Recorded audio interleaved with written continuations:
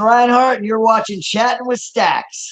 And I mean, like I said, I was open about them, and they were prescribed to me, and um, you know, yeah, absolutely, for sure.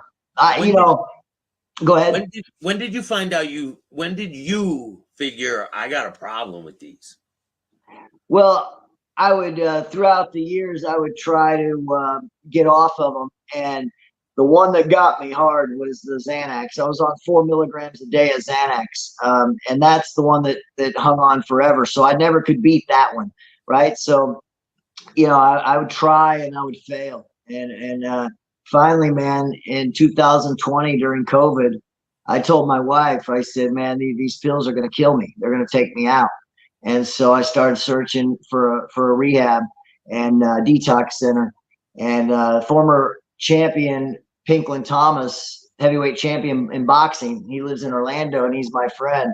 And he helped me, and so did Leslie Hunter, my friend in California. They helped me get into a facility in Delray Beach. And hey, man, I've been sober, clean ever since.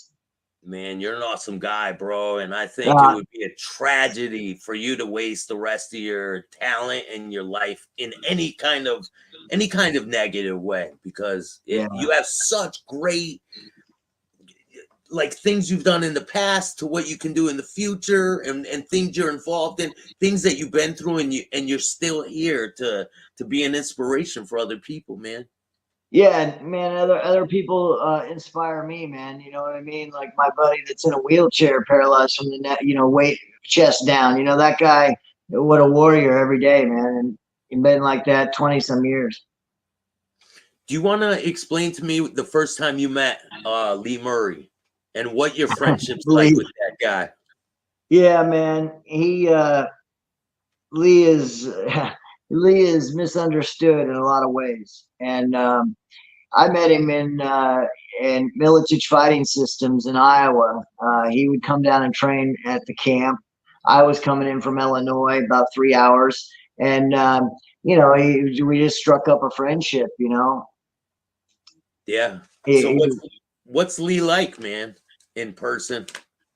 when you're his friend, man, you're his friend. It's 100% true loyalty, and that's it.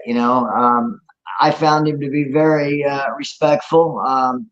When he came to America, there's some incidents where I've seen him help the homeless, things like this that people wouldn't even believe, so it's the man is he grew up a different way than I did, so you got to kind of, consider that, too, based on what's happened to him now.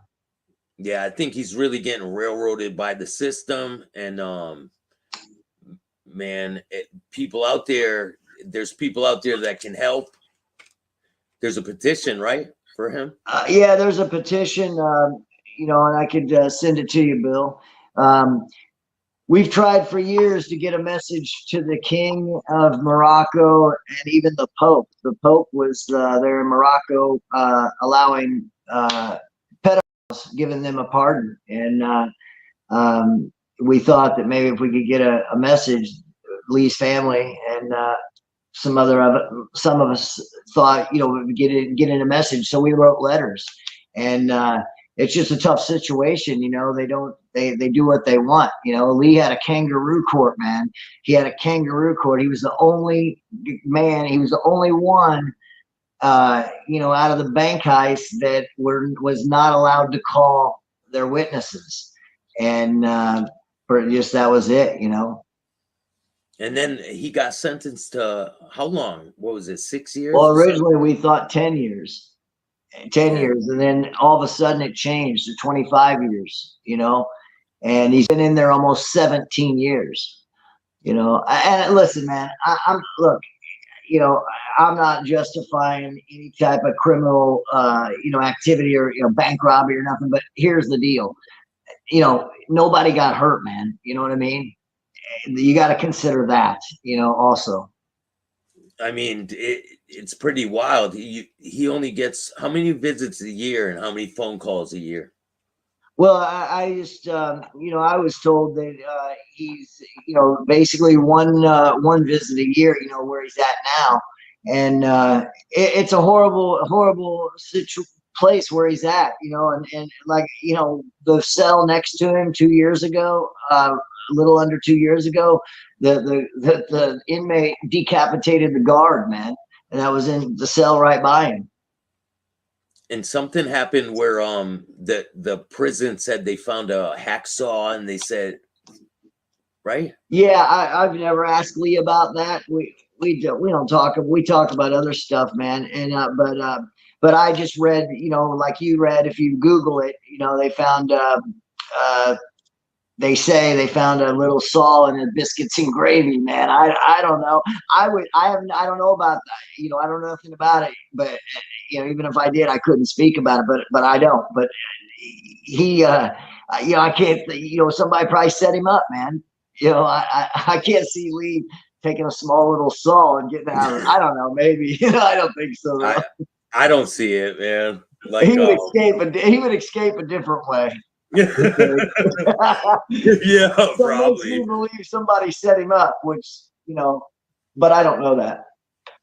So I want to touch on a little personal. Poor man, dude. It's terrible, dude. It's terrible that he's there, man, away from his family, and it's just terrible, And I believe in somebody. They pay their punishment, and that's it, I mean, all the co-defendants are out. That's wild. Everyone's out. I'm pretty sure everyone's out that they nabbed. Yeah, everyone out.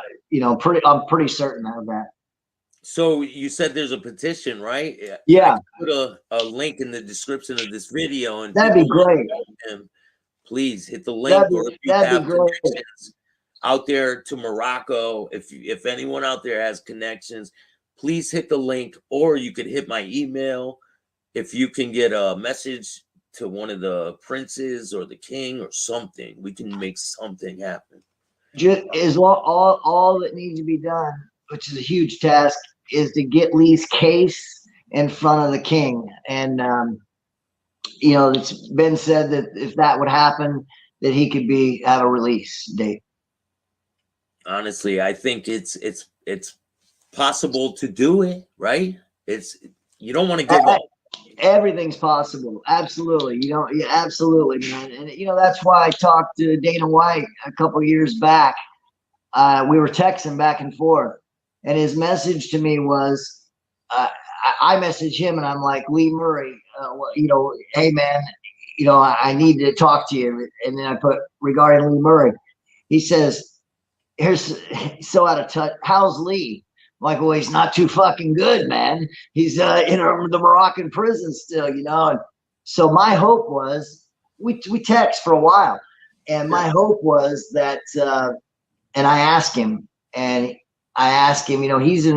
knows a lot of the princesses and kings over in Dubai and all that, and they all know each other. So I was hoping that Dana could make one phone call for us. And when I asked him that, he replied back, he can't get involved, or he's not going to do that. He was busy. Yeah. Yeah. I hear you. That right there kind of rubbed me the wrong way, man. A phone call. It takes 5 minutes. These guys put their lives on the line in the ring, man. And right. It's just like, it has me at a loss of words, bro. Like, for real. Yeah, dude. Because that could have really been, on my mind, and even the family's mind, that could have really been something. And it still could be if he would just make one phone call. I'm not saying that. Listen, some people misunderstand me. Dana White don't have to do shit. Okay, he's not obligated to do that whatsoever. However, a guy spills his blood for you.